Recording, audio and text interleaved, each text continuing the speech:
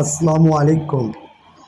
একটু গিয়েছিলাম মাওয়া রাতে ঘুরতে, কিন্তু ঘুরতে যেয়ে আপনি ইলিশ খেতে পারিনি। ইলিশ অনেক দাম, তাই ওইখান থেকে ফেরত আসি।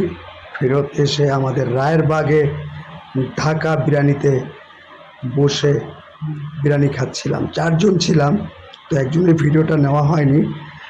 এটা হলো আমাদের সোহেল ভাই, একজন আমার আরেকজনের ওস্তাদ, আমার ওস্তাদ, প্লাস একজন বড় ইঞ্জিন মিস্ত্রি। সোহেল ভাই অত্যন্ত ভালো লোক এবং চমৎকার একটা লোক। এটা হলো আমার বন্ধু জীবন, রফিকুল ইসলাম জীবন, এম্বোটারি ফ্যাক্টরির একজন মালিক। আসলে ওর গাড়িতে করেই আর কি আমরা মাওয়া গিয়েছিলাম। তো মাওয়া যেই দাম ইলিশের, তার খাওয়া হলো না।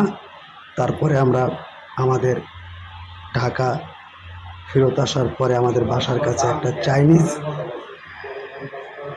বা একটা বিরিয়ানির দোকান ছিল, মোটামুটি চমৎকার বিরিয়ানির দোকান। ওটা ঢাকা বিরিয়ানি নামে পরিচিত, নতুন রায়েরবাগ মোড়ে হয়েছে। ওই বিরিয়ানির দোকানে খেতে বসলাম। বসে বসে একটু কথাবার্তা, একটু আলোচনা করছিলাম।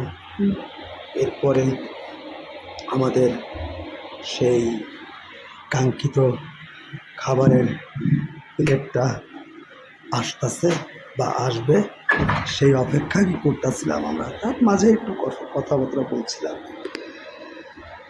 বলতে বলতে চলে আসছে আমাদের সেই খানার প্লেটটা। আসলে রাতের বেলা তো তার বেশি কিছু নয়, আমরা ওই টিয়ারি বা যেটাকে বলে আর টিয়ারি বলে বাংলাদেশি বেশিরভাগ, এটা তেহারি নিয়েছিলাম, গরুর তেহারি। আমাদের উস্তাদ সে আর কি নিয়েছিল আপনার কি কয় ডিম পোলাও। উনি গরুর মাংস বা মুরগির মাংস খাবে না, এই কারণে আমরা নিয়েছিলাম তেহারি। তো খাবারটা শুরু করলাম। যাই হোক, অনেক মজা হয়েছিল।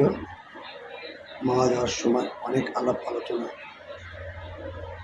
তো আসলে অনেকদিন পরেই আর কি মাওয়া গিয়েছি, সামনে বাড়িতে যাব, আশা আছে। সবাই দোয়া করবেন। ধন্যবাদ সকল। ভিডিওটি ভালো লাগলে একটু